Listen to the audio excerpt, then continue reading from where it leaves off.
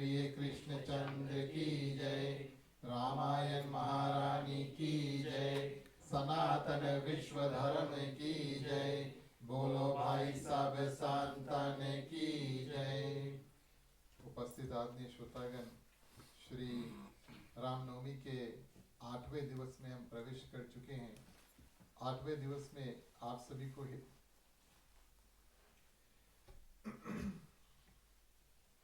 8वें दिवस में आप सभी को हृदय से स्वागत। अपनी ओर से, अपनी मंडली आदर्श सत्संग रामायण मंडली की ओर से, हमारे ग्राम मालिक मालकिन श्रीमान श्रीमती राकेश कुमार जी, समस्त परिवार की ओर से आप सभी को हृदय से स्वागत। आज के हमारे मुख्य श्रोता श्रीमान श्रीमती शकील कुमार जी आपके साथ में परिवार में जना पीछे से आ रहे हैं। जय हो, जय हो। इनके भी ओर से आप सभी को हृदय से स्वागत। चलिए प्रिय श्रोतागण, सबसे प्रथम जो भी मेवा मिष्टान प्रसाद इत्यादि तैयार किया गया है, मुख्य श्रोता सबसे पहले अर्पण करें।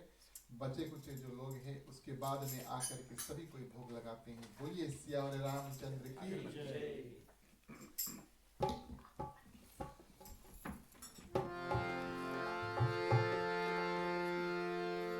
राम रसिया मोरे मन बसिया, रुचि रुचि भोग लगाओ रसिया। राम रसिया मोरे मन बसिया, रुचि रुचि भोग लगाओ रसिया।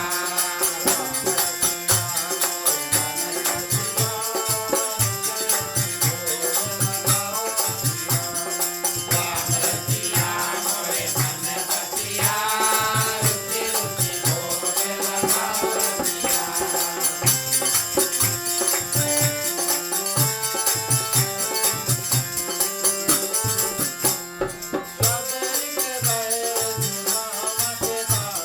सबरी के बैर सुदामा के दानुल, सबरी के बैर सुदामा के दानुल।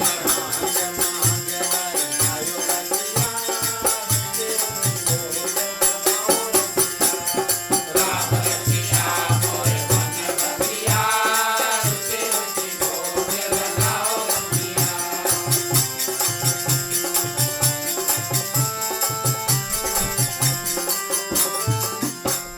दुर्योधन घर मेवा त्याग्यो, दुर्योधन घर मेवा त्याग्यो, दुर्योधन घर मेवा त्याग्यो।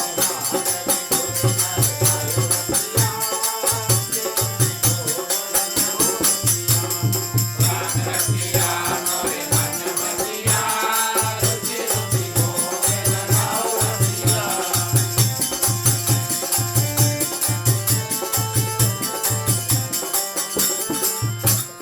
जो मोरे राम जी को भोग लगावे, जो मोरे राम जी को भोग लगावे, जो मोरे राम जी को भोग लगावे, जो मोरे राम जी को भोग लगावे,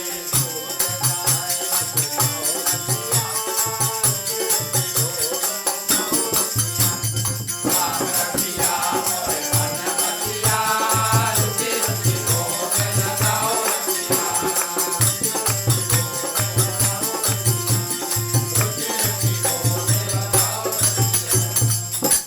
बोलिए सियावर रामचंद्र की जय। धन्यवाद प्रिय श्रोतागण, आप कृपया करके प्रसाद इत्यादि चढ़ाते रहें। आज मंगलवार है। चलिए प्रिय श्रोतागण, हनुमान जी की जो चालीसा है, यानी कि हनुमान चालीसा का पाठ सभी कोई मुख्य रूप से श्रवण करें। श्री गुरु चरण सरोज रज, निज मन मुकुर सुधार, वरनहु रघुबर विमल जसु, जो दायक फलचार। बुद्धिहीन तनु जानिके, सुमिरो पवन कुमार।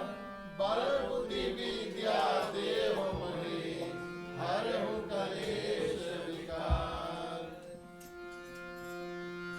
जय हनुमान ज्ञान गुण सागर,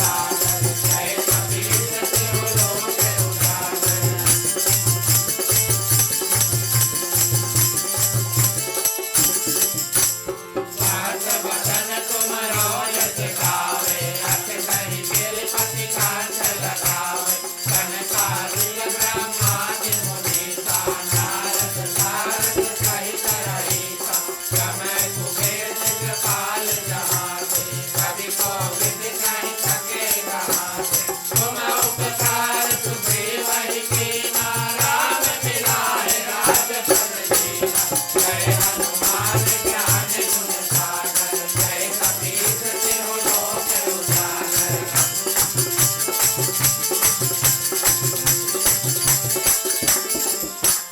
तुमरो मंत्र विभीषण माना, लंकेश्वर भय सब जग जाना। जुग सहस्र जो जन पर भानु, लील्यों ताहि मधुर फल जानु। प्रभु मुद्रिका मेल मुख माहि, कल बिहारी गए अचरज नाहि। दुर्गम काज जगत के जेते, सुगम अनुग्रह तुम्हें देते। जय हनुमान ज्ञान गुण सागर, जय कपीस तिहु लोक उजागर।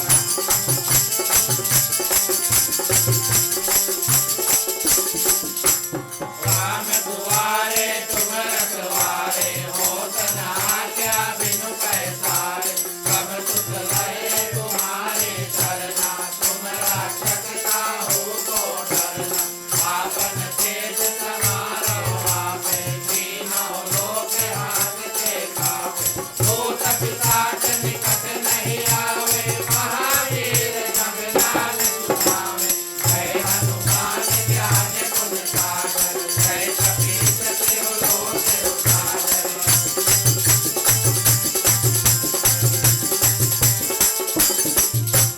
नासै रोग हरै सब पीरा, जपत निरंतर हनुमत वीरा। संकट ते हनुमान छुड़ावे, मन क्रम वचन ध्यान जो लावे। सब पर राम तपस्वी राजा, जिनके काज सकल तुम साजा।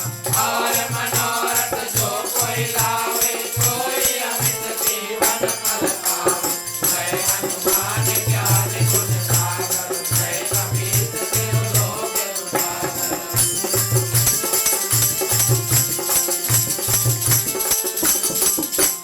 चारों जुग परताप तुम्हारा, है प्रसिद्ध जगत उजियारा। साधु संत के तुम रखवारे, असुर निकंदन राम दुलारे। अष्ट सिद्धि नव निधि के दाता, असवर दीन जानकी माता। राम रसायन तुम्हारे पासा, सदा रहो रघुपति के दाता। जय हनुमान ज्ञान गुण सागर, जय कपीस तिहु लोक उजागर।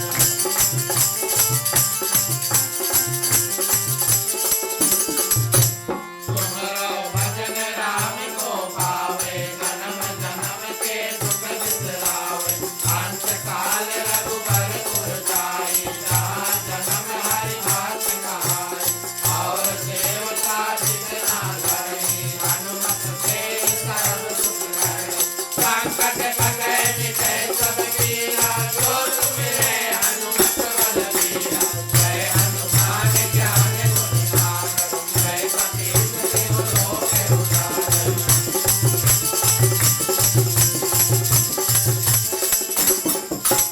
जय जय जय हनुमान गोसाई, कृपा करो गुरुदेव की नाई। चौसठ बार पाठ कर कोई, छूटै बात महात्म होई। सोया पढ़े हनुमान चालीसा, होय सिद्धि साखी गौरीसा। तुलसीदास सदा हरि प्रिया, कीजय नाथ हृदय मातेरा। जय हनुमान ज्ञान गुण सागर, जय कपीस तिहु लोक उजागर। जय हनुमान ज्ञान गुण सागर, जय कपीस तिहु लोक उजागर। पवन तनय संकट हरण, मंगल मूर्ति रूप। राम लखन सीता सहित, हृदय बसहु सुरभूप।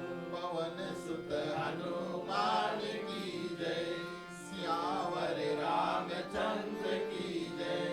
उमापति महादेव की जय, राधे प्रिय कृष्ण चंद्र की जय।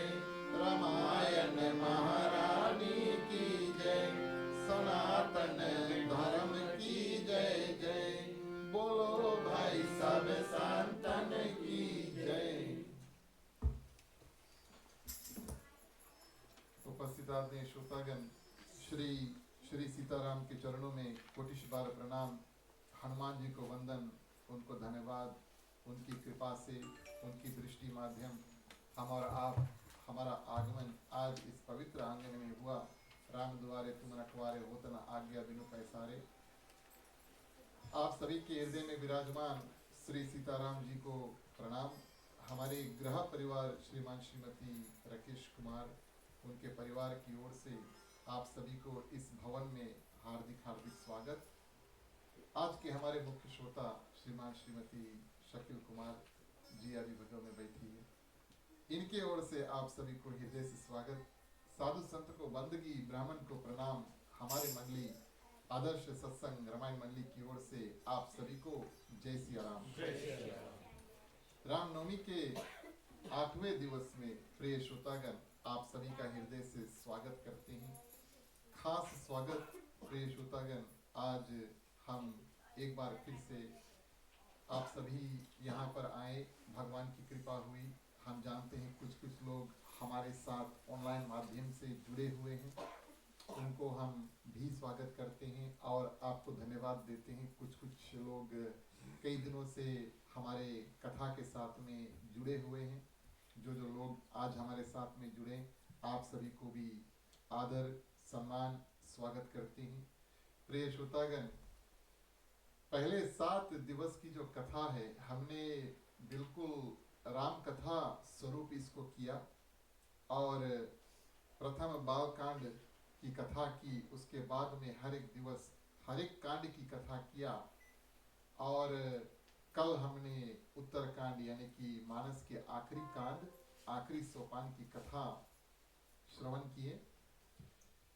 आज भगवान श्री रामचंद्र जी के जितने भी जन्म कारण हैं, प्रिय श्रोतागण, आपको विस्तार में आराम से सभी कोई श्रवण करेंगे, क्योंकि आखिर में रामनवमी है।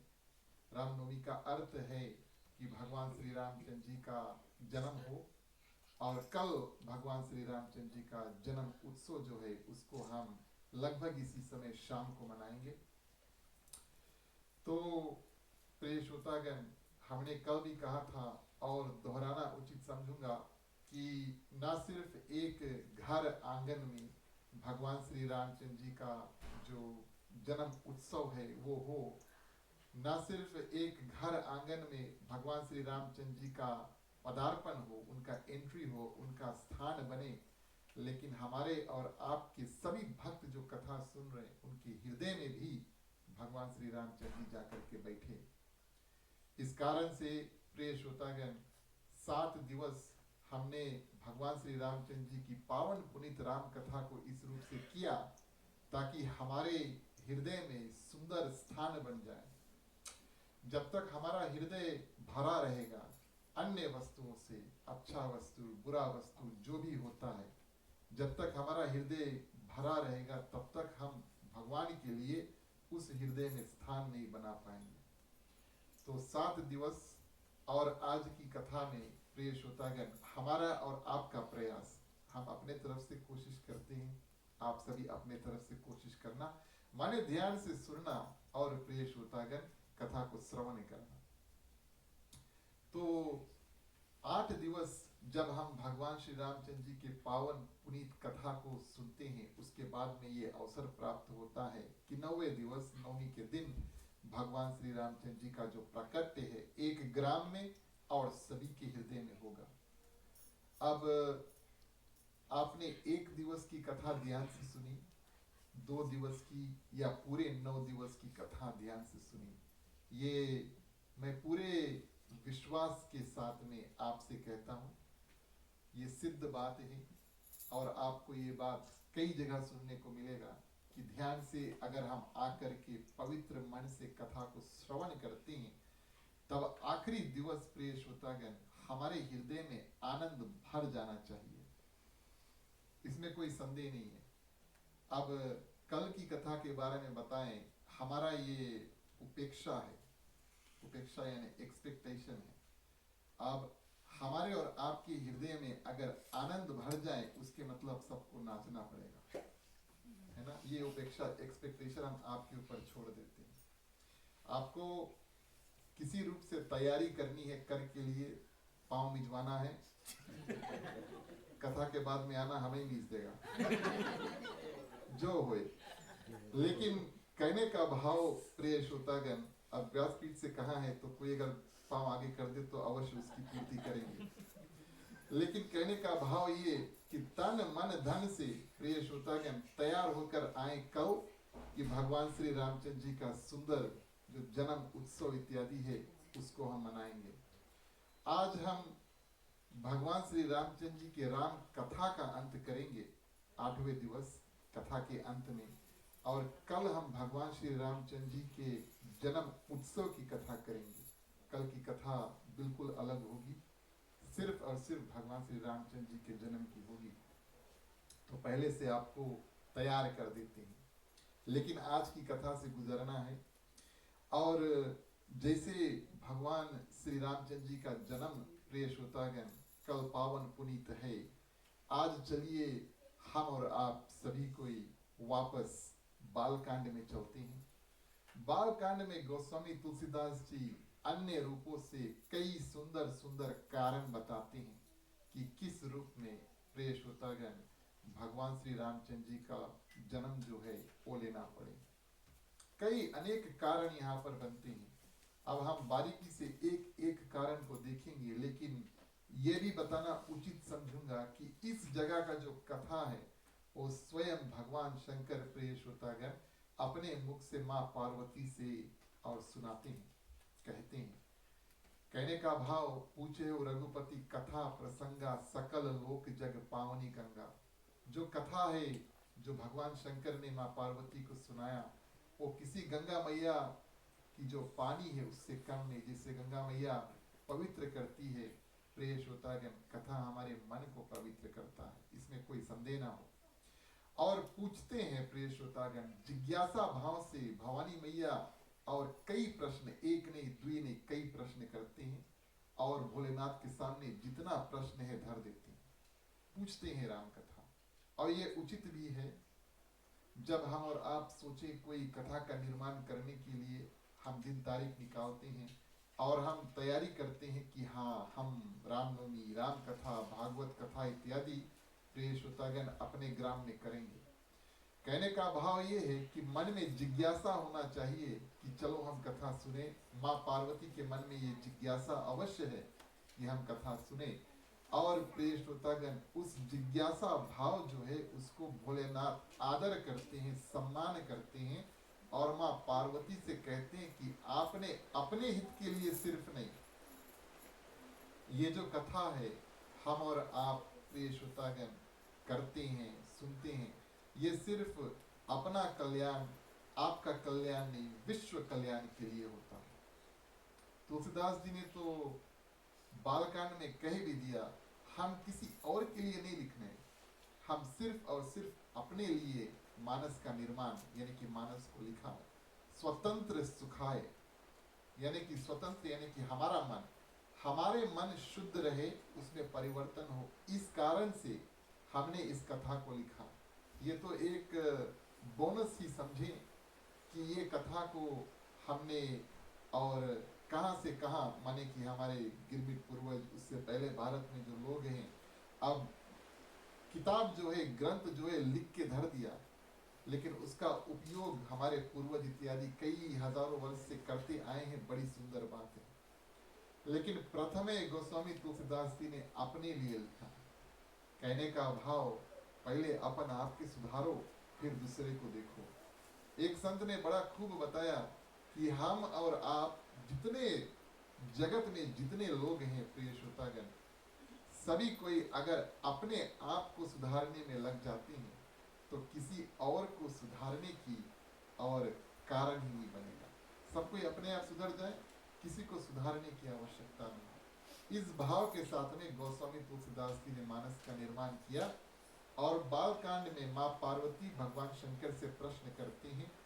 प्रश्न का उत्तर देते देते प्रिय श्रोतागण भोलेनाथ क्या करते हैं, माँ पार्वती से जन्म के कई कारण जो बताते हैं। प्रथम कारण भगवान श्री रामचंद्र जी का। अब आज की कथा में और कल की कथा में हम आपसे भगवान श्री रामचंद्र जी के जन्म जो है वो शब्द इस्तेमाल करेंगे, उसके लिए आप हमें क्षमा करना। लेकिन वास्तविक तौर पे भगवान श्री रामचंद्र जी का प्राकट्य यानी कि अवतार हुआ।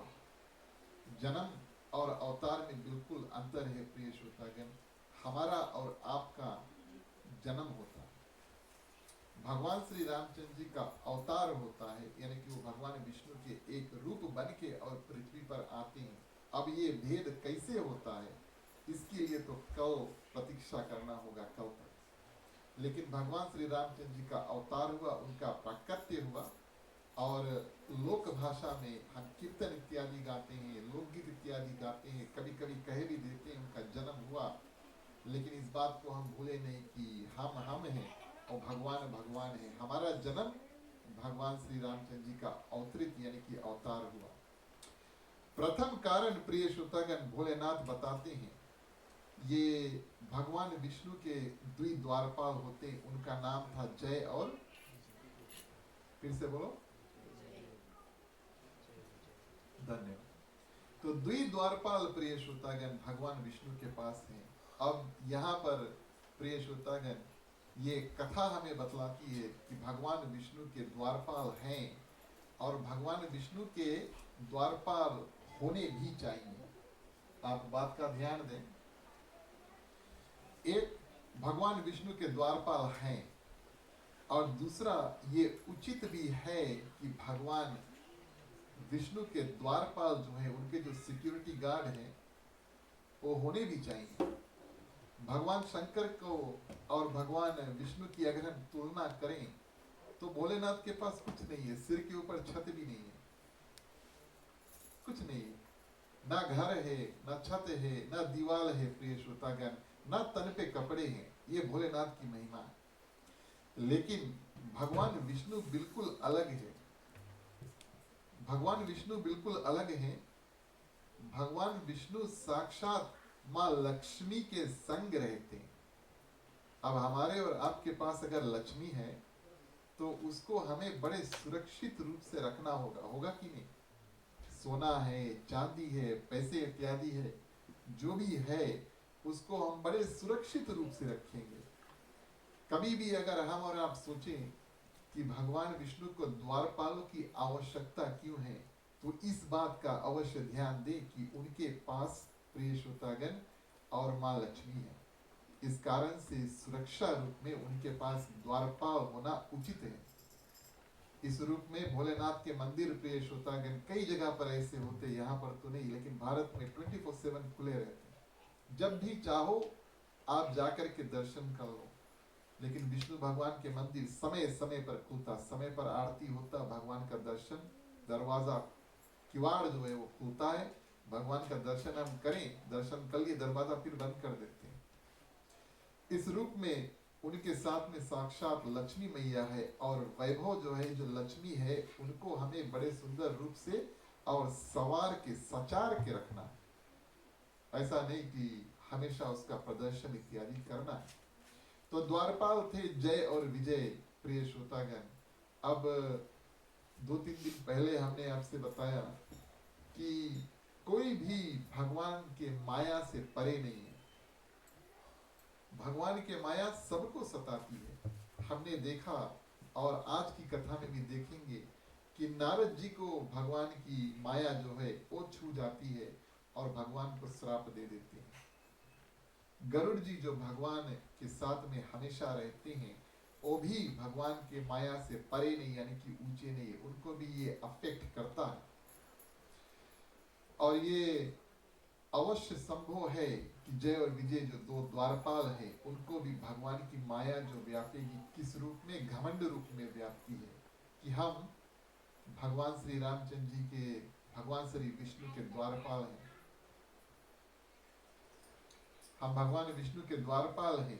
ये उनके हृदय में घमंड बैठ जाता है।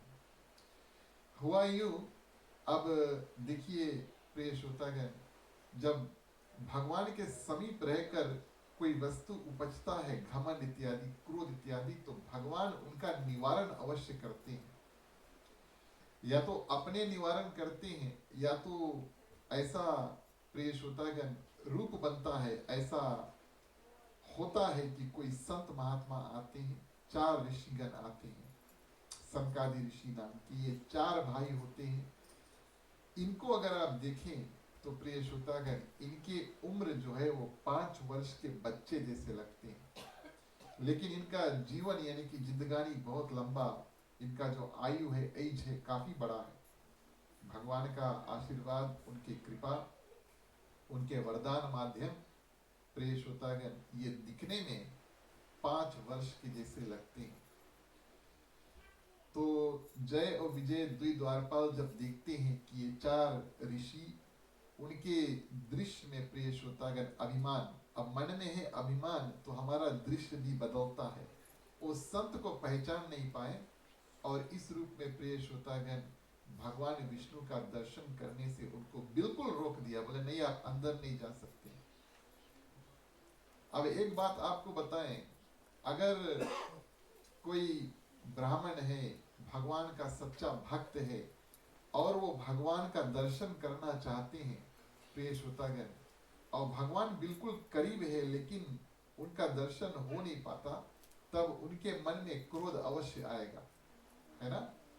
भगवान के बिल्कुल पास खड़े हैं और भगवान का दर्शन नहीं कर पा रहे, इस रूप में उनको क्रोध आता है और दोनों प्रिय श्रोतागण जय और विजय को श्राप दे देते हैं। क्या श्राप देते हैं कि तुम्हें राक्षस का जो जन्म है वो लेना होगा, तुम जाओ और राक्षस बन जाओ, ये क्योंकि तुम यहाँ पर वैकुंठ में रहने के काबिल नहीं हो, तुमने हमें यानी कि भगवान के भक्त को भगवान से मिलने से रोका, इस कारण से तुम्हारा दंड यही होगा। अब राक्षस के काम पूछिए, राक्षस का ये काम है कि कोई भगवान का भक्त जो है और भगवान का मिलन ना हो तो अच्छा है, ये राक्षस की भावना है।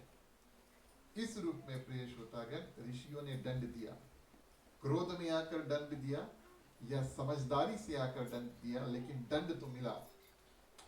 और प्रिय श्रोतागण ऋषियों के बात बाहर सुन करके भगवान विष्णु आगे आते हैं।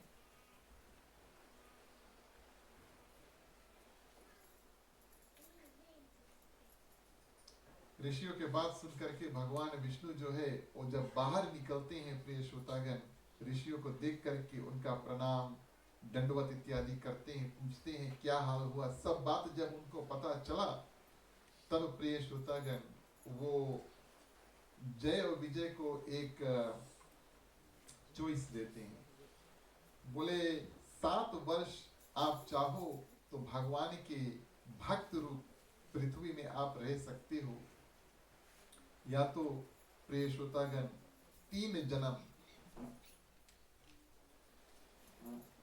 जन्म आप राक्षस का लें और आप वापस वैकुंठ में आ सकते हैं। 7 जन्म भगवान के भक्त का और 3 जन्म भगवान के दुश्मन यानी कि राक्षस रूप आप लें, उसके बाद में आप वैकुंठ वापस आ सकते हैं। अब जय विजय छोटा मोटा जूम कॉन्फ्रेंस करते हैं, नहीं सामने होते एक दूसरे के ना, तो बातचीत करते हैं। अब ये निर्णय लेते हैं कि क्या हम 7 जन्म भगवान से दूर रहें या 3 जन्म भगवान से दूर रहें। और इस रूप में प्रिय श्रोतागण दोनों ने निर्णय किया कि हे प्रभु, हमें आपके पास वापस जल्दी आना है, इस कारण से क्या करते हैं और 3 जन्म राक्षस का स्वीकार कर लेते हैं। सनक आदि ऋषि से भगवान विष्णु कहते हैं कि जय और विजय हमारे द्वारपाल हैं, भगवान विष्णु के द्वारपाल हैं और हमारे सेवक हैं। ये भी एक नियम है कि अगर सेवक को कोई दंड मिलता है तो उस दंड का थोड़ा सा अधिकार स्वामी को भी होता है। क्यों? क्योंकि सेवक प्रिय श्रोतागण स्वामी के लिए काम करता है। सेवक अगर अच्छा काम करे, ठीक है, सेवक अगर अच्छा काम करे तो स्वामी को प्रिय श्रोतागण हम और आप जाकर अच्छे अच्छे बात उनके बारे में बताएंगे। सेवक अगर कोई बुरा काम करे तो हम उनके बारे में शिकायत करेंगे, कंप्लेन करेंगे। और जो मालिक है उनका उत्तरदायित्व यानी कि उनका रिस्पॉन्सिबिलिटी लेते हैं। ठीक उसी तरह जैसे हम और आप कहीं पर भी जाएं, छोटे छोटे बच्चे हैं, अब बच्चे किसी और के घर में क्या करते हैं इसका रिस्पॉन्सिबिलिटी हमें लेना, उनका देखभाल करना पड़ता है ना। बिल्कुल उसी तरह भगवान विष्णु कहते हैं ऋषियों से कि जब जब जय और विजय प्रिय श्रोतागण अवतार लेकर के राक्षस का जन्म लेंगे तब तब हम भी अवतार लेकर जाकर के इनका वध करेंगे। अब राक्षस का जन्म हुआ, भगवान विष्णु का अवतार प्रिय श्रोतागण निश्चय हो गया। भगवान विष्णु कहते हैं कि हम ही इनको वध करेंगे, हम ही आकर के इनका वध करेंगे। तो ऐसा भी हो सकता था कि भगवान विष्णु अपना अवतार ले ले और जय विजय अपना अवतार ले ले, लेकिन वध करने की आवश्यकता क्यों थी? वध करने की आवश्यकता, ये बात तो हम लगभग 7 दिनों से कह रहे हैं कि जिस किसी को भी भगवान वध करते हैं वो वैकुंठ में जाकर के वास करते हैं।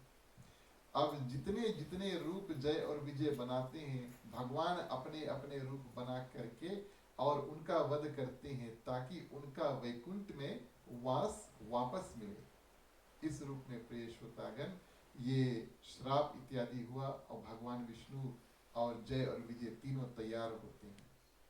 सतयुग में, सतयुग, त्रेता, द्वापर, 3 युग में 3 अवतार हुए। सतयुग में जय और विजय हिरण्याक्ष और हिरण्यकश्यपु नाम के राक्षस आए। भगवान उनका वध करने के लिए और किसका रूप धारण करते हैं? वरा और नरसिंह का। आपको कथा याद है, होली की कथा याद है, होलिका की कथा याद है, प्रहलाद की कथा याद है। नरसिंह खंबे से निकलते हैं। और प्रिय श्रोतागण त्रेता युग में ये दोनों रावण और उसके भाई जो कुंभकर्ण है उनके रूप में आते हैं। राम अवतार में प्रभु उनका दोनों का वध करते हैं, अपने हाथों से रावण का और कुंभकर्ण का वध करते हैं। ये कथा हमने परसों श्रवण किया। द्वापर में प्रिय श्रोतागण ये 3 जो 2 राक्षस थे इनका तीसरा जन्म हुआ और ये दोनों दंत्रवत्र और शिशुपाल रूप आए, कंस रूप नहीं। देखिए कंस को भगवान श्री कृष्ण क्षमा करे कृष्ण अवतारी पे, लेकिन कृष्ण भगवान जब कंस का वध करते हैं तो एक बिल्कुल लगभग बालक होते हैं, कई वर्ष और गोकुल में बिता करके और फिर जाकर के प्रिय श्रोतागण मथुरा में कंस का वध करते हैं। लेकिन आगे चल के जब बड़े हो जाते हैं तो बिल्कुल मनुष्य रूप में ये जो 2 राक्षस आए थे जय और विजय, दंत्रवत्र और शिशुपाल, इन दोनों का वध करते हैं। तो ये 3 अवतार प्रिय श्रोतागण भगवान विष्णु लेते हैं। अवतार का दूसरा कारण है मां सती वृंदा। उस कथा का श्रवण करें प्रथम चौपाई के माध्यम से। बोलिए सियावर रामचंद्र की जय।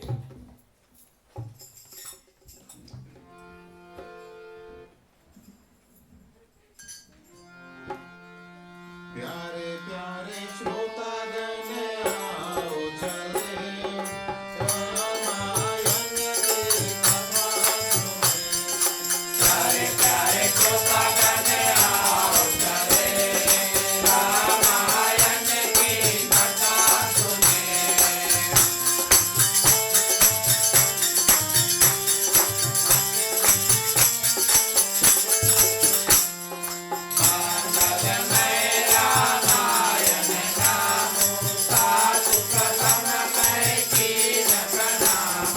रामायण सुर तरु की छाया दुख भय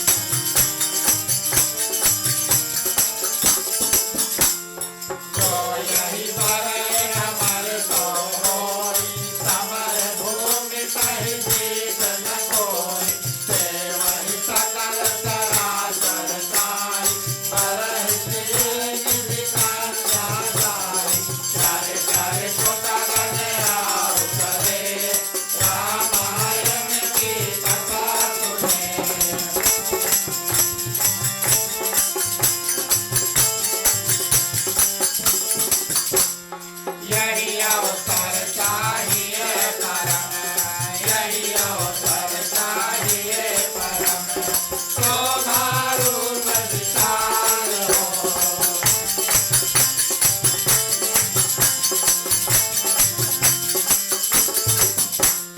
जो बिलो किरी धई कुंवरी, जो बिलो किरी धई कुंवरी, कौने लव जय बाल सियावर रामचंद्र की जय। धन्यवाद प्रिय श्रोतागण। दूसरा कारण माँ सती वृंदा, इनके जो पति थे उनका नाम था जलंधर। तो जलंधर प्रिय श्रोतागण और माँ सती वृंदा के नाम आज भी संसार में चलते हैं, लेकिन अन्य कारणों से चलते हैं। प्रिय श्रोतागण, जलंधर तो थे वो राक्षस, दुष्ट भावना और दुष्ट कर्म करने लगते हैं, बड़ा ही प्रतापी राक्षस थे प्रिय श्रोतागण, और उनका वध कोई नहीं कर पाता। इस कारण से उसका नाम जो है संसार में चला। और प्रिय श्रोतागण, माँ सती वृंदा जो है वो हमेशा घर पर बैठ करके अपने पति के लंबी आयु की प्रार्थना जो है वो करते हैं। इस कारण से प्रिय श्रोतागण, जलंधर का वध जो है वो कोई कर नहीं पाता।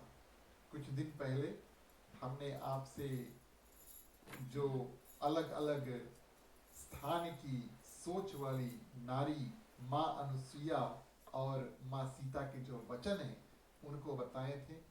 तो प्रिय श्रोतागण, जो सती वृंदा होती है वो उनके लिए पति परमेश्वर और प्रिय श्रोतागण पति की लंबी आयु की हमेशा प्रार्थना, व्रत, तप इत्यादि करते हैं। मानस इस बात का गवाह है प्रिय श्रोतागण कि जो स्त्री अपने पति की लंबी आयु की प्रार्थना करते हैं उसका भगवान राक्षस कोई कुछ नहीं कर पाता। कई हजारों वर्ष प्रिय श्रोतागण ऐसा हुआ और जलंधर के हृदय में अभिमान बढ़ता है, क्रोध बढ़ता है और प्रिय श्रोतागण देवताओं के साथ में युद्ध करते हैं, सब कुछ करते हैं, लेकिन कोई उसको हरा नहीं पाता। ब्रह्मा जी के पास सभी देवता जाते हैं कि इसका वध कैसे होगा। तो ब्रह्मा जी कहते हैं कि अगर आपको कुछ करना है तो ये निर्णय भगवान विष्णु को लेना होगा। अब भगवान विष्णु के पास जब सब कोई जाते हैं तो भगवान विष्णु कहते हैं चिंता नहीं करो, साधना हम करेंगे। भोलेनाथ भगवान शंकर से कहते हैं कि आप जाओ और जलंधर के साथ में युद्ध करो, हम जाएंगे जो उनकी पत्नी है उनके पास। अब सबसे उच्च कोटि की सोच वाली जो नारी होती है वो पराय पुरुष के बारे में सोचती तक नहीं है। उनके हृदय में ख्याल है नहीं कि पराय पुरुष कोई हो भी सकता है। उनके हृदय में सिर्फ और सिर्फ एक ही यानी कि अपना पति परमेश्वर बैठा है। भगवान विष्णु उधर जलंधर भोलेनाथ के साथ में युद्ध कर रहे हैं। भगवान विष्णु जलंधर का रूप धर के और प्रिय श्रोतागण जा करके और सती के स्पर्श कर देते यानी कि छू लेते हैं। जैसे ही प्रिय श्रोतागण ऐसा हुआ, पत्नी ने कितना तपस्या इत्यादि किया था पति को बचाने के लिए, सब भंग हुआ और भोलेनाथ बड़े ही आसानी से जलंधर को मार देते हैं, सिर काटते हैं और सिर प्रिय श्रोतागण उड़ करके आ करके सती वृंदा के चरणों में गिर जाता है। सती वृंदा देखती है पति की एक चरण, एक जो सिर है वो हमारे चरणों में पड़ी है और दूसरा पति प्रिय श्रोतागण हमारे सामने खड़े हैं। पानी उठाकर श्राप देने वाली थी, तब तक भगवान विष्णु अपने रूप में आते हैं। सती वृंदा कहती है श्राप तुम आपको देंगे क्योंकि आपने हमारे साथ छल किया है, आपने हमारे साथ छल किया है, इस कारण से हम आपको श्राप देंगे। भगवान विष्णु सभी श्रापों को अंगीकार करते हैं यानी कि स्वीकार करते हैं और चुपचाप प्रिय श्रोतागण अब क्या कहें, जैसी करनी वैसे भरनी ना, जो करिए उसके भरिक तो पड़ी, चाहे वो हम हैं या चाहे भगवान है। ये बात हमें कथा बतलाती है। भगवान विष्णु बड़े सुंदर रूप से उनकी बात को सुनते हैं कि और श्राप इस रूप से देते हैं कि आपको मनुष्य रूप धारण करना पड़ेगा, आपको अपनी पत्नी से वियोग यानी कि पत्नी से कुछ दिन दूर रहना पड़ेगा, ये श्राप देते हैं। और इस रूप में प्रिय श्रोतागण, एक तो भगवान विष्णु को माँ लक्ष्मी जब भगवान श्री रामचंद्र जी रूप धरकर इधर आ जाते हैं तो उनसे भी वियोग प्राप्त हुआ, और वियोग माँ सीता के संग में जो वियोग था प्रिय श्रोतागण, भगवान श्री रामचंद्र जी के विवाह से पहले वियोग था ना। भगवान श्री रामचंद्र जी अकेले अयोध्या में, माँ सीता उधर अकेले मिथिला में, इन दोनों का मिलन विवाह के समय होता कि नहीं, तब तक वियोग, ये पहला वियोग। दूसरा वियोग, ये बात आप सभी कोई जानते हैं, रावण आकर के और माँ सीता को हर के लेकर चल देता है। तो ये सब श्राप प्रिय श्रोतागण भगवान विष्णु सुनते हैं। भोलेनाथ को प्रिय श्रोतागण, अब जब भगवान शंकर सब बात सुन लेते हैं तब सती वृंदा से क्षमा मांगते हैं और उनसे कहते हैं कि हे देवी, आपके जो पति थे वो काफी उपद्रव इत्यादि करते थे, इस कारण से हमने जो किया वो किया। आपका नाम आज के बाद में संसार में प्रसिद्ध होगा। आप सती वृंदा रूप एक पौधा तुलसी के नाम से बनेंगे, है ना, तुलसी पौधा। तो अब बात प्रिय श्रोतागण, माँ सती जो है, सती वृंदा जो है वो तुलसी का रूप धारण करती है और आगे भगवान विष्णु कहते हैं कि हमने आपके पति का हरण किया और हर समय ऐसा आएगा जब हम ही प्रिय श्रोतागण पति रूप में आएंगे और आपसे विवाह करेंगे। सती वृंदा ने एक और श्राप दिया, बोले आपका जो हृदय है, कुछ लोग कहते हैं कोमल है, हम कहेंगे आपका हृदय पत्थर का है। जिसका हृदय पत्थर का हो सकता है वही आकर वो कर्म कर सकते हैं जो आपने किया। इस कारण से आपको एक रूप पत्थर का भी होना हो, ये मेरा श्राप है। भगवान ने सुना, स्वीकार किया और शालिग्राम पत्थर का रूप जो है वो धारण किया। आप जानते हैं शालिग्राम पत्थर ना, चलो ठीक है। और भगवान विष्णु ने जो सती वृंदा, उनको बड़ा सुंदर रूप से आशीर्वाद दिया कि हर साल हम क्या करेंगे, तुलसी विवाह के समय आप तुलसी पौधा और मैं शालिग्राम पत्थर रूप में आपसे विवाह करेंगे।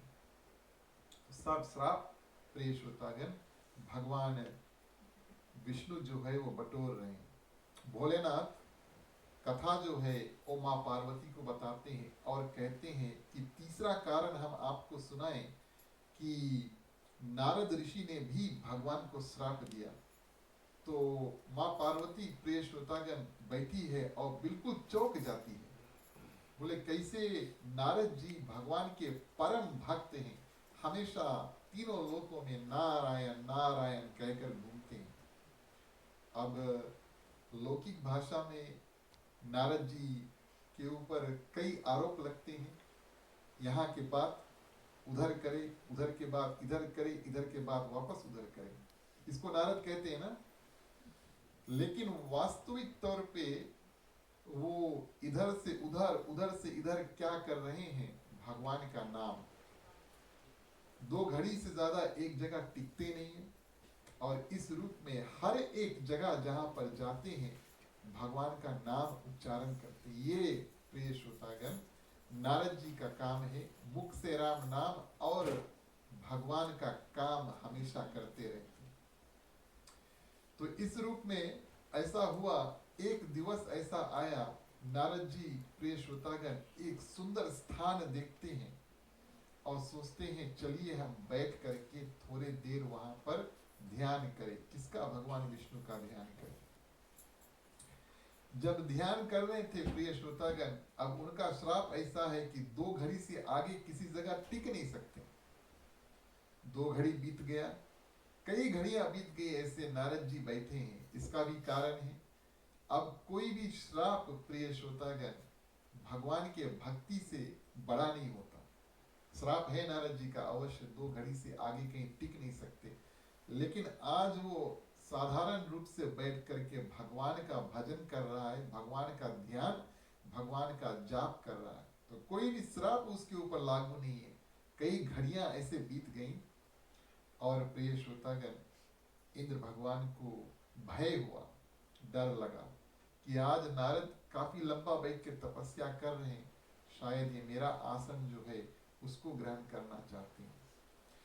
कथा हमें ये बात बताती है कि जो कुर्सी पे बैठा है, सत्ते की कुर्सी, पॉलिटिक्स के कोई कुर्सी पे बैठा है, उसके हमेशा हृदय में डर लगा रहे कि कब ये कुर्सी हमारे नीचे से छिन जाए और हम जो हमारा जो आसन है वो हमारा आसन और हमारा जो विदाई है वो हो जाए, ऐसी भावना लगी रहती है।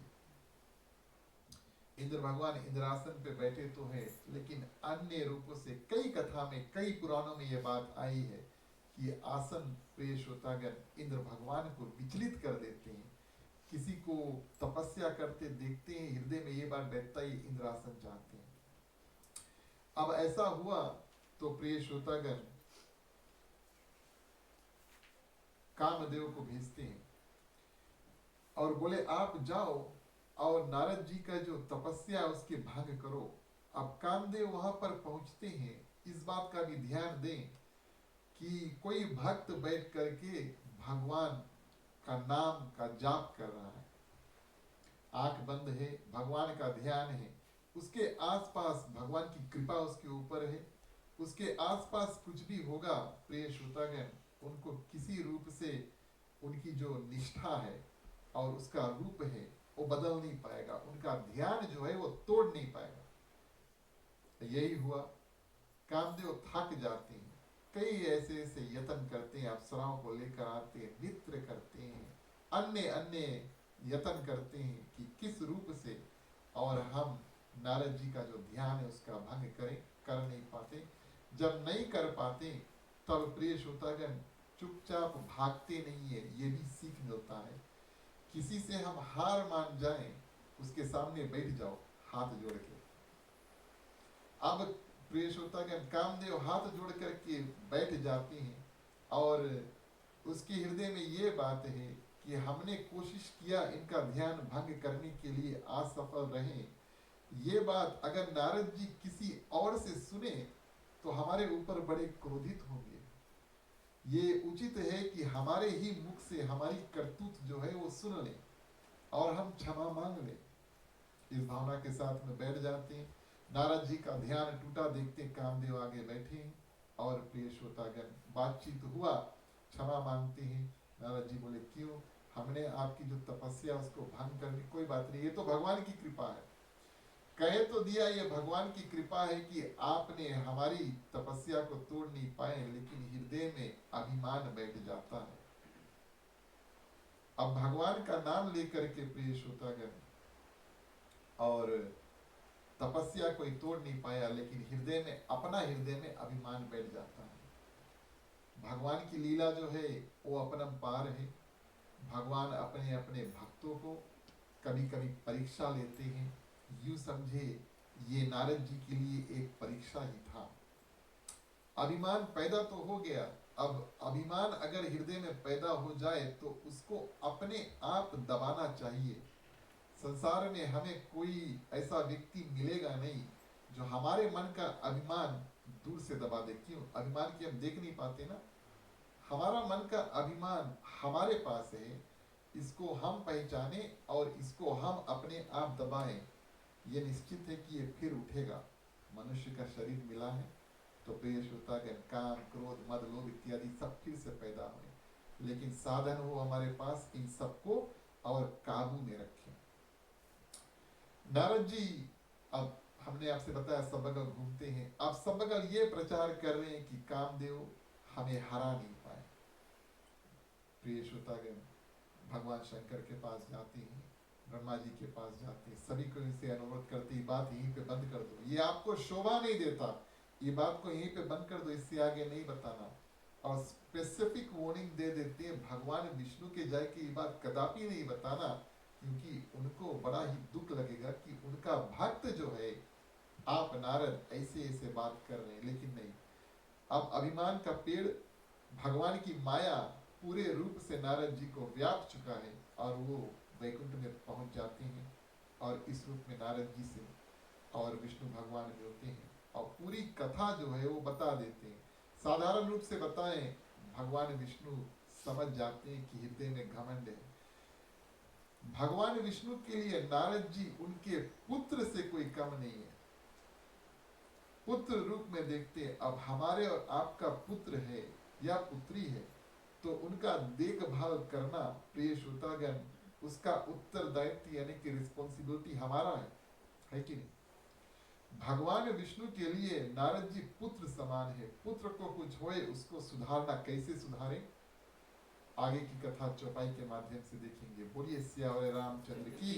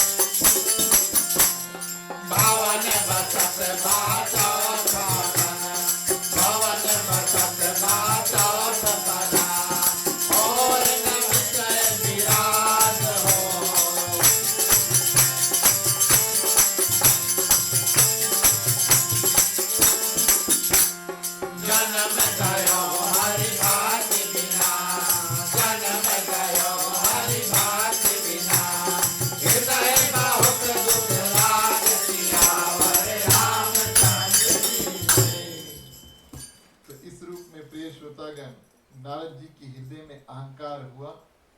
अब भगवान की माया अपरंपार है प्रिय श्रोतागण, और एक माया की नगरी प्रिय श्रोतागण उसने बनाई भगवान विष्णु ने। नारद जी ने देखा अभी इस रास्ते से गए थे, यहाँ पर कोई नगरी नहीं था, लौट के आए नगरी है, तब भी ये ख्याल नहीं आता कि भगवान विष्णु का माया है। और प्रिय श्रोतागण उस नगरी में प्रवेश करते हैं। राजा का नाम शीलनिधि और उनके जो पुत्री है उसका नाम था विश्व मोहिनी। अब उनके स्वयंवर का समय है और प्रिय श्रोतागण जब राजा शीलनिधि नारद जी को देखते हैं, बुला करके पुत्री का हाथ दिखाते हैं। देखिए कई ऐसे वस्तु नारद जी के साथ में होते हैं। सबसे पहले हृदय में अभिमान यानी कि घमंड आता है। घमंड के माध्यम से प्रिय श्रोतागण अब हमारे और आपकी जो बुद्धि है घमंड के कारण से वो उल्टा हो जाता है। हाथ देखते हैं, नारद तो सिद्ध संत हैं, ऐसा हो नहीं सकता कि वो उल्टा देखें, लेकिन अहंकार प्रिय श्रोतागण अहंकार के कारण से कन्या का हाथ देखा। हाथ में लिखा है कि 3 लोक के जो पति होंगे यानी कि भगवान विष्णु आ करके इस कन्या का और जयमाला जो है स्वीकार करेंगे, यानी कि इनसे विवाह करेंगे। हृदय में है अभिमान, इस कारण से पढ़ा उल्टा, बोले जो कोई भी इसके साथ ब्याह कर ले यानी कि शादी कर ले, 3 लोक के भुवन पति बन जाए, यानी कि भगवान विष्णु का पद ले लेंगे। अब भी ख्याल नहीं है कि अरे अगर हम भगवान विष्णु बन जाए तो भगवान विष्णु का क्या होगा, ये बात नहीं सोचते हैं। और अभिमान से प्रिय श्रोतागण परिवर्तन या परिवर्तन का ऑपोजिट जो है वो होता है, यानी कि नारद जी और एक अवगुण यहाँ पर स्वीकार कर लेते हैं, काम भावना। बोले हमें इससे विवाह कर ले, वैसे भी बहुत सुंदर है, इनसे विवाह करके हाथ रेखा बताती है 3 लोक का भुवन पति हम बन जाएंगे। नारद जी ब्रह्मचारी है और हमेशा प्रिय श्रोतागण ब्रह्मचार्य व्रत के पालन करने का उन्होंने शपथ लिया है और इस शपथ को भगवान विष्णु ही उनसे बचाते हैं। तो प्रिय श्रोतागण कुछ छोटा मोटा बता दिया। अब देखिए अभिमान, उसके बाद में जो काम वासना, उसके बाद में झूठ भी बोल देते हैं। छोटा मोटा कुछ राजा बताया दे, बोले अच्छी लड़की तुम्हारी, इसके कल्याणी हुई। और जाकर के साधना करते हैं कि कैसे ये हमें स्वीकार करे। बोले हमारा तो रूप देखकर ये कुछ नहीं करेगी और हमें तो कोई सुंदर रूप चाहिए। अब भगवान को याद करते हैं। कई समय ऐसा होता है जब हमें भगवान की आवश्यकता होती है तब हम उनको याद करते हैं। आज नारद के हृदय में ये बात बैठी, भगवान की आवश्यकता है क्योंकि सुंदर रूप वही हमें प्रदान कर सकते हैं। इधर नारद जी ने याद किया, उधर भगवान विष्णु उनके पास आकर खड़े। नारद जी आपने याद किया, हम विवाह करना चाहते हैं, आप हमें कोई सुंदर रूप दे दो। भगवान विष्णु सत्य वचन कहते हैं, जो रूप में आपका हित हो, आपका कल्याण हो, ऐसा रूप हम देंगे। अब हृदय में बैठा अभिमान और काम, वो सोचते हैं हमारा तो काम बन गया। भगवान विष्णु अंतर ध्यान हो जाते हैं और प्रिय श्रोतागण भगवान विष्णु नारद जी को एक बंदर का मुख दे देते हैं। अब ये ज्ञान हम आपको बताएं कि बंदर का मुख तो दे दिया, लेकिन प्रिय श्रोतागण ये बंदर का मुख जितने लोग वहां पर थे कोई नहीं देख पाते। विश्व मोहिनी जब वरमाला लेकर आती है, सिर्फ विश्व मोहिनी और बंदर वाला चेहरा जो है नारद जी की देखते हैं। भगवान शंकर द्विगण और लगा देते हैं नारद जी के साथ में, बोले इसके कल्याण नहीं होगा, आप जाकर इनकी सुरक्षा करना। और जब वरमाला डालने का समय आता तो हुआ यूं कि ये दोनों प्रिय श्रोतागण जो शिवगण थे एक पार और नारद जी एक और पार थे, तो सहायता नहीं कर पाए। लेकिन प्रिय श्रोतागण भगवान ने नारद जी का लाज रखा और सिर्फ शिवगण जो थे और विश्व मोहिनी जो थे उन्होंने नारद जी के बंदर वाला रूप देखा। बचे कुछ लोगों ने नारद जी को साक्षात देखा। विश्व मोहिनी देखती है, आगे बढ़ जाती है, नारद जी दौड़ कर आगे जाते हैं, बोले पता नहीं देखी इसकी नहीं। ऐसे कई बार होता है।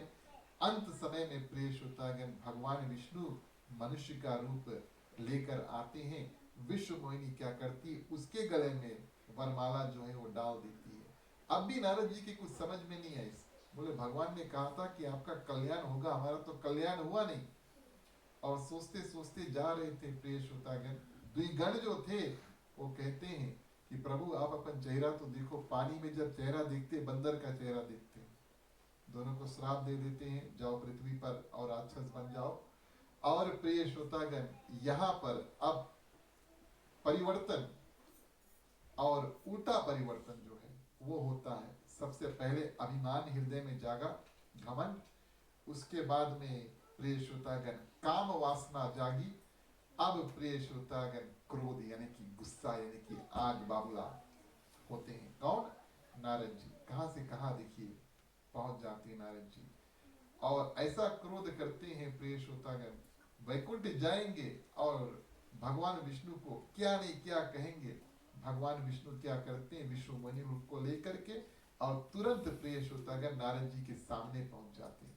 बोले जो भी बात है उनसे सुन लेंगे। और जब इस मनुष्य को देखते हैं प्रिय श्रोतागण विश्व मोहिनी के साथ में, और अपना रूप भगवान विष्णु बदल कर अपना सही रूप में आते हैं, तब पूरी तरह से उसके हृदय में यह बैठ जाता है नारद जी के कि भगवान ने हमारे साथ छल किया है और अपने लिए उन्होंने हमारा परित्याग कर दिया। हम क्या चाहते थे हमें दिया नहीं, अपने विवाह करना चाहते थे विश्व मोहिनी से, इस कारण से हमें परित्याग कर दिया। इस रूप में प्रिय श्रोतागण कई श्राप देते हैं। अब बानर की बात आई, बानर का मुख आपने हमें दिया तो मनुष्य हो करके आप बानर की सहायता लेंगे, श्राप दिया, आपको मनुष्य का रूप धरना पड़ेगा। और हम विवाह करना चाहते थे, विवाह हुआ नहीं, यानी कि वियोग, इस रूप में आपको भी अपनी पत्नी से वियोग लेना पड़ेगा। क्रोध देखिए कितना कितना श्राप इत्यादि निकालते हैं प्रिय श्रोतागण। भगवान विष्णु सब श्राप को स्वीकार कर लेते हैं और तब अपनी माया जो है बिल्कुल हटा देती है। नगरी चल दी, विश्व मोहिनी चल दी, नगर जो है शीलनिधि राजा सब कुछ चल दिया। नारद जी जब देखते हैं तब प्रभु की जो माया है उसको समझते हैं और भगवान विष्णु से अपरंपार रूप से क्षमा मांगते हैं, समझ जाते हैं, क्षमा मांगते हैं। भगवान विष्णु कहते हैं अभी भी हम बटोर रहे हैं, अलग अलग श्राप अलग अलग रूप से हम बटोर करके आखिर में हमें मनुष्य की जो लीला है उसको जाकर के करना है। आपने जितने श्राप दिए ये वास्तविक तौर से हमारा जो जीवन है उसको इंटरेस्टिंग बना देगा जब हम मनुष्य रूप में आएंगे, है ना। साधारण जीवन तो था नहीं भगवान श्री रामचंद्र जी का, बिल्कुल ही विचित्र जीवन था। और ये कई ऐसे श्राप बात लेकर के भगवान विष्णु अपनी जो भगवान राम का जीवन जो है वो तय करते हैं। और आगे प्रिय श्रोतागण भगवान शंकर मां पार्वती से कथा बताते हैं कि मनु शत्रुपा स्वयंभू मनु जो थे बहुत तपस्या इत्यादि करते हैं और उसके बाद में भगवान आकर के उनको वरदान प्राप्त करते हैं और वरदान स्वरूप वो एक पुत्र को चाहते हैं जो भगवान जैसा सुंदर है। भगवान ने सुना हमारे जैसा सुंदर, तथास्तु आशीर्वाद तो दे दिया कि हमारे जैसा पुत्र आएगा, लेकिन फिर सोचा कि हमारे जैसा तो पृथ्वी में कोई है ही नहीं है, तीनों लोक में 14 भुवन में कोई है ही नहीं है, कैसे हम अपने जैसा बना सकते हैं। अपने जैसा हम नहीं बना सकते लेकिन अपना रूप लेकर हम आ सकते हैं। इस कारण से भगवान ने कहा चलो ठीक है हम ही आपके पुत्र रूप में आएंगे। और मनु ने बड़ा सुंदर वरदान मांगा कि जब आए उसके बाद में आप हमारे जीवन से जाएं तो आप हमें प्रभु उठा लेना, स्वर्ग में भेज देना। इस कारण से राजा दशरथ जो थे प्रिय श्रोतागण और अपने जो मृत्यु है उसको पान करके स्वर्ग में चल देती है वियोग में।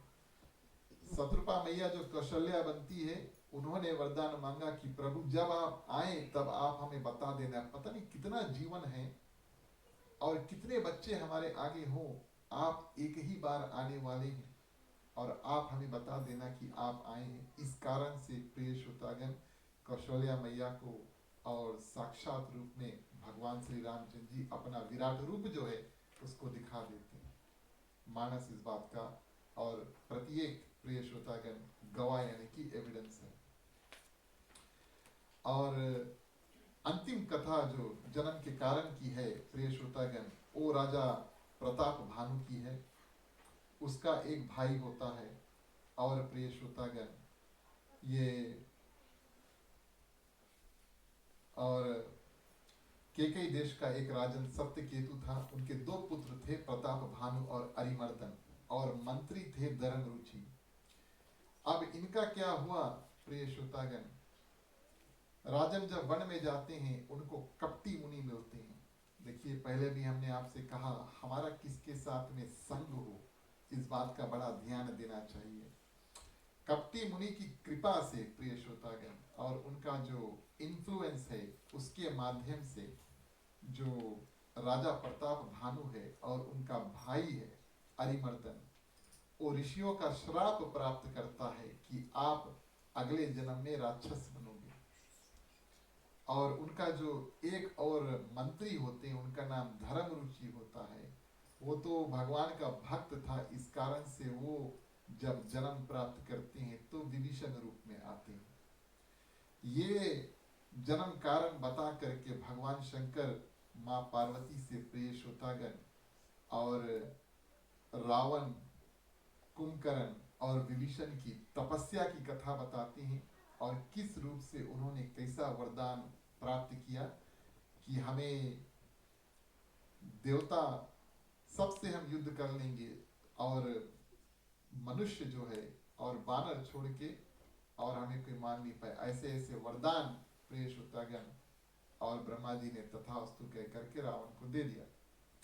तो कई ऐसे कारण प्रिय श्रोतागण यहाँ पर बनते हैं जिस कारण से भगवान विष्णु को रूप लेकर के आना पड़ा। प्रिय श्रोतागण, आज की कथा हम यहीं पर समाप्त करते हैं। हम आपसे आरती से पहले 5 मिनट और मांगते हैं, तब फिर आरती करेंगे। 8 दिवस हमने आपके सामने राम कथा जो है उसको प्रस्तुत किया और रामायण की मानस की शुरू से और अंत तक लेकर के कुछ कुछ कथा हमने चुना। अब ये बात आप सभी कोई ज्ञानी है, ये बात आप जानते हैं कि ऐसा हो नहीं सकता कि 8 दिवस में और 1 घंटा लगभग मिले, उसमें हम आराम से आपको जितनी भी कथा है वो प्रस्तुत करें। इस कारण से हम रामनवमी बार बार करते हैं ताकि अगले वर्ष फिर अवसर प्राप्त हुए कुछ और करेंगे। और प्रिय श्रोतागण, आज भगवान श्री रामचंद्र जी के जन्म कारण की कथा श्रवण की। आज हम राम कथा जो है उसका अंत करते हैं, क्योंकि कल भगवान श्री रामचंद्र जी का जन्म उत्सव है। कथा और उत्सव में प्रिय श्रोतागण अंतर है। राम कथा अंतहीन होने के हेतु हम आपसे 2-3 बात कहना चाहेंगे।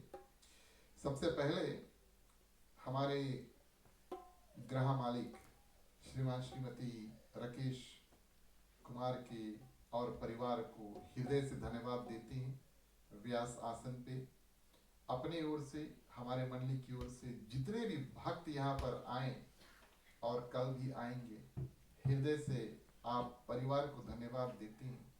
आपने स्थान प्रदान किया और प्रिय श्रोतागण, ये पहली सीढ़ी थी जिस माध्यम से हम और आप यहाँ पर बैठकर कितने दिनों से सत्संग कर रहे हैं। हृदय से धन्यवाद। जितने मुख्य श्रोता थे, जितने लोग प्रसाद भोजन इत्यादि तैयार किए, काफी मेहनत किए, आप सभी को धन्यवाद देते हैं। कथा में प्रिय श्रोतागण, आपने 8 दिवस अन्य रूपों से कई बातें सुनी। हमने कोशिश किया कि मानस की कथा को और मानस में ही रखा जाए। हमारा ये कथा करने का तरीका है कि हम कोशिश करेंगे कि राम कथा में राम का ही कथा हो, और ये आप सभी ने देखा होगा। दूसरी बात प्रिय श्रोतागण, हमने कोशिश किया कि मानस में जो कथा है वो हम आपसे वर्णन करें ज़्यादा से ज़्यादा, और हमने ये भी कोशिश किया। ऐसा हुआ होगा कि आपने कुछ सुना, आपने सोचा ही उल्टा बोले, शायद ऐसा हुआ होगा। आपने पहले कुछ कथा सुना होगा या जैसे भी हो। तो प्रिय श्रोतागण, अगर आपने कथा सुना और आपको कुछ ठीक ना लगा, उसके प्रति हम क्षमा मांगते हैं। वो कथा आप वहीं पे छोड़ देना। ये कथा की महिमा है कि आप इसमें से जो पसंद करें 8 दिवस, उसको आप उठाएं, अपने हृदय में धारण करें और अपना जीवन में परिवर्तन लेकर आए। बचा कुछ आप हमारे पास वापस छोड़ सकते हैं। और प्रिय श्रोतागण, एक और उत्तम बात आप सभी से बताएं। जो कथा है, अब आप अगर हृदय में सोच रहे हैं कि कथा कहाँ से आता, किसने किया, हमारा जो फाउंडेशन है वो गोस्वामी तुलसीदास जी का रामचरितमानस है। अब ये ग्रंथ हमारे सामने जो है उसमें पंडित ज्वाला प्रसाद मिश्रा जी ने टीका किया, यानी कि अर्थ इत्यादि लिखे और छेपक रूप में कथा को उन्होंने जोड़ा। और जितने भी संत ऋषि कथाकार की कथा हमने पढ़ा, हमने सुना, उसके बारे में हमने सोचा, फिर निचोड़ करके मिला करके आपके सामने 8 दिवस प्रस्तुत किया। मैं इस समय उन संतों को, उन महात्माओं को धन्यवाद देना चाहूँगा। ऐसा कभी हो ना कि हमने कथा की चोरी की है। ये जो कथा है वास्तविक तौर पे कोई भी जगह पर कथा होता है प्रिय श्रोतागण, प्राचीन कालों से चली आ रही है। एक एक कथा का हम और आप कई अन्य रूप से सुन सकते हैं। और जैसे हमने आपसे पहले बताया, कथा में न्यूनता है। हर एक बार एक कथा करेंगे उसमें कुछ ना कुछ नया अवश्य आएगा। ये कथा की महिमा, ये हमारी महिमा नहीं है, हमारे वाणी की महिमा नहीं, हमारी बुद्धि की महिमा नहीं, ये कथा की महिमा है। तो जितने संतों को हमने सुना, श्रवण किया, और सभी संतों को हृदय से धन्यवाद देते हैं। कल के बारे में आपको बता दें, आराम से 2 मिनट बचे हैं, जैसे कल गुरु जी कह रहे थे ना 2 मिनट बचे हैं। कल हमारा कार्यक्रम जो है वो भगवान श्री रामचंद्र जी के जन्म उत्सव होगा। ठीक 7:30 बजे आज शाम की तरह जो उत्सव का कार्य है उसको हम श्री गणेश करेंगे। उससे पहले पंडित जी लगभग 5 बजे 4 बजे, जय हो, 4 बजे आएंगे और यहाँ पर जो संपूर्ण पूजा और यज्ञ इत्यादि करेंगे। हमारे ख्याल से हवन करते करते लगभग 5:30-6 बज जाएंगे। तो अगर आप हवन यज्ञ में भाग लेना चाहते हैं, हम आपसे निवेदन करेंगे कि लगभग 5:30 बजे तक कम से कम आप यहाँ पर आ जाएं, ताकि जो जो लोग यहाँ पर आहुति इत्यादि डालना चाहें वो अपने हाथों से डाल सकते हैं। पंडित जी हवन इत्यादि करके प्रस्थान करेंगे। फिर 7:30 बजे हम अपना कार्यक्रम जो है उत्सव का कार्यक्रम उसको शुरू करेंगे। अब उत्सव का कार्यक्रम प्रिय श्रोतागण, संक्षिप्त में भगवान श्री रामचंद्र जी के जो जन्म की कथा सबसे पहले श्रवण करेंगे, ये भी जरूरी है। छोटी सी कथा, उसके बाद में उत्सव, उसके बाद में जो झूलाने का कार्य, सभी कुछ प्रिय श्रोतागण आराम से करेंगे। हमारा ये वादा है कि हर दिन की तरह लगभग 9:15 तक कल भी हमारा कार्यक्रम समाप्त हो जाएगा, देर नहीं होगी। तो आप निस्संदेह आए। और प्रिय श्रोतागण, कल जो जो लोग यहाँ पर आए, अब हमें और आपको अपने जो बुद्धि है उसमें थोड़ा परिवर्तन करना होगा।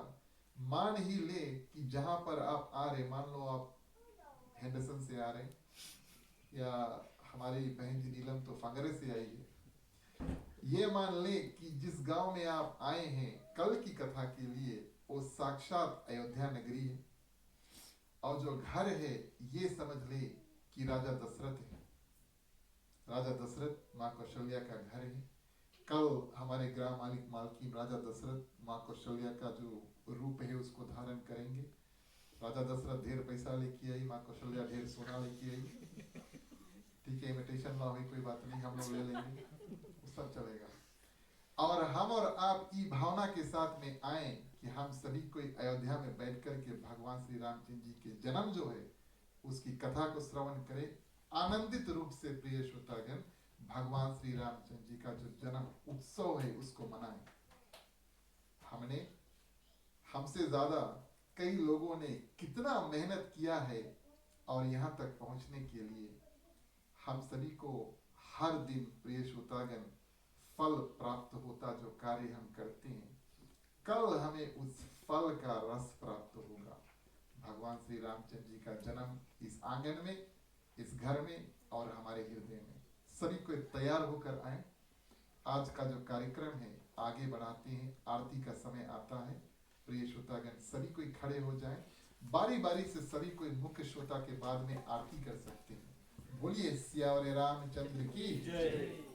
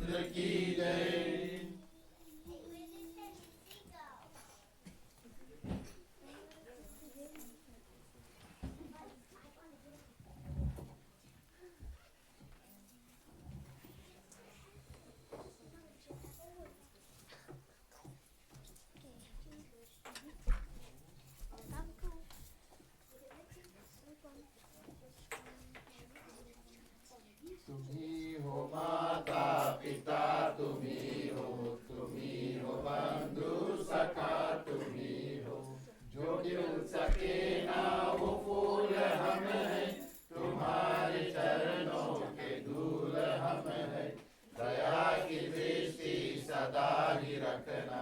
तुम्ही हो बंधु सखा, तुम्ही हो साथी, तुम्ही सहारे, कोई न अपना सिवा तुम्हारे। तुम्ही हो नैया, तुम्ही केवैया, तुम्ही हो बंधु सखा, तुम्ही हो बंधु सखा, तुम्ही हो बंधु सखा, तुम्ही हो। ओम कर्पूर गौरम करुणावतारम संसार सारं भुजगेन्द्रहारं सदा वसंतं हृदयारविन्दे भवं भवानी सहितं नमामि। भवं भवानी सहितं नमामि। भवं भवानी सहितं नमामि।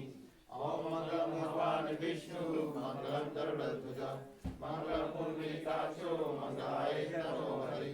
सर्वमंगल मांगल्ये शिवे सर्वार्थ साधिके शरण्ये त्र्यंबके गौरी नारायणी नमस्तुते।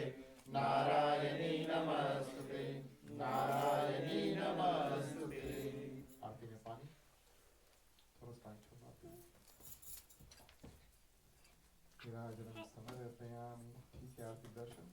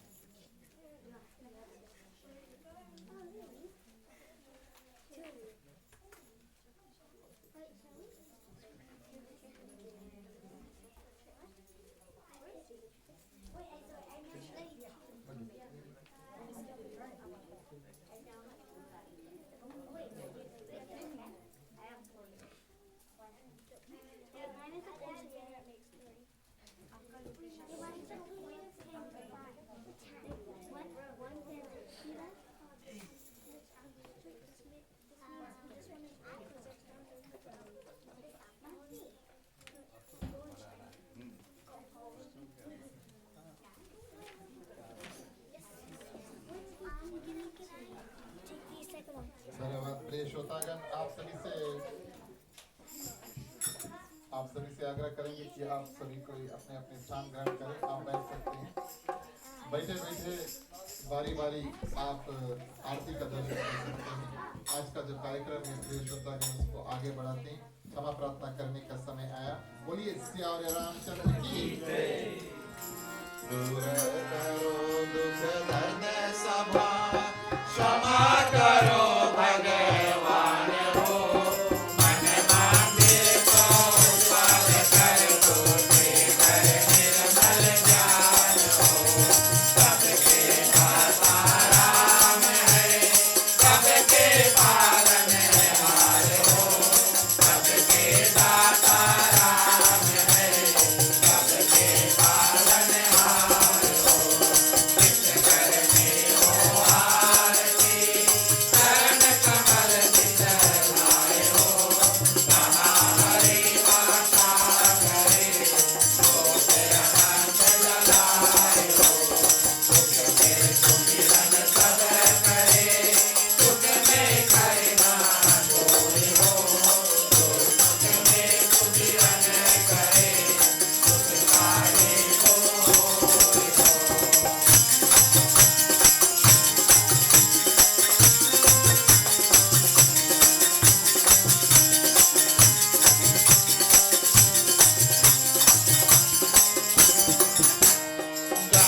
बात कीर्तन करे, बड़े प्रेम दरिया हो। वहाँ हरि सरवन करे, पास लोक से आए हो। सबके दाता राम है, सबके पालनहार हो। सबके दाता राम है, सबके पालनहार हो। भेंट करूं क्या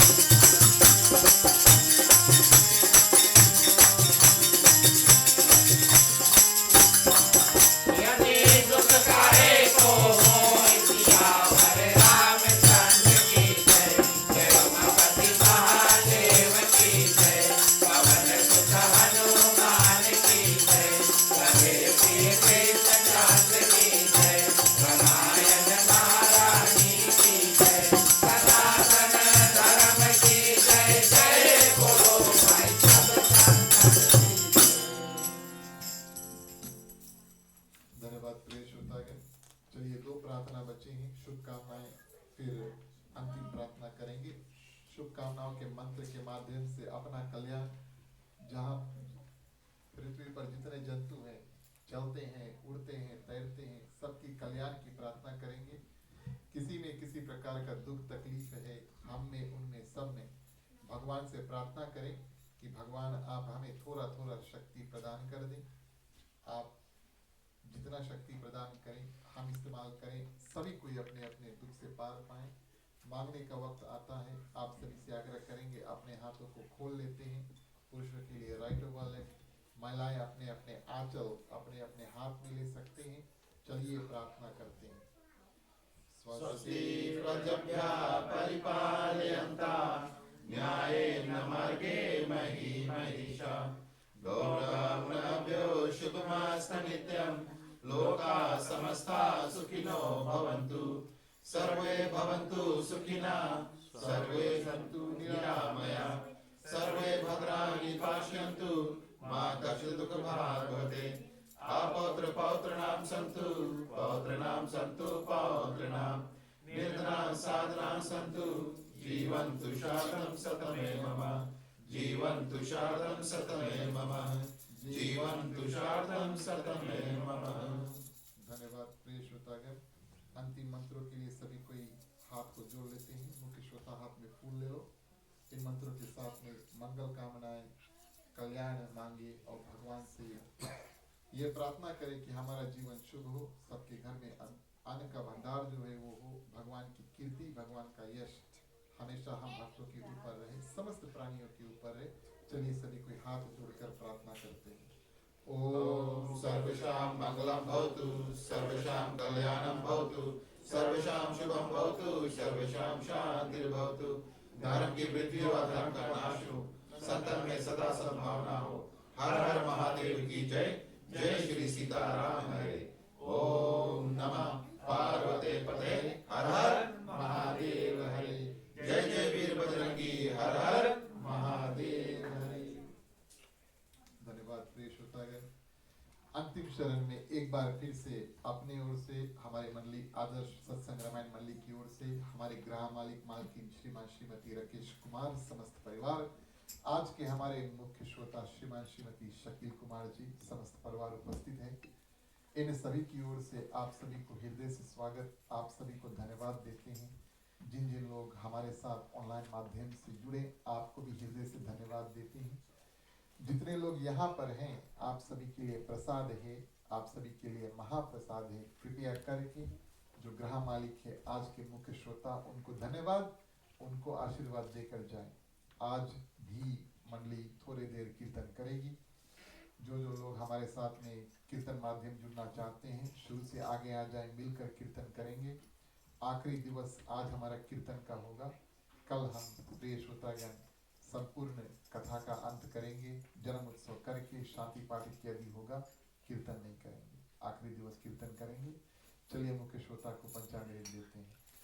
राम कहे सुख उपजे, कृष्ण कहे दुख जाय, महिमा महाप्रसाद की पावन भोग लगाए।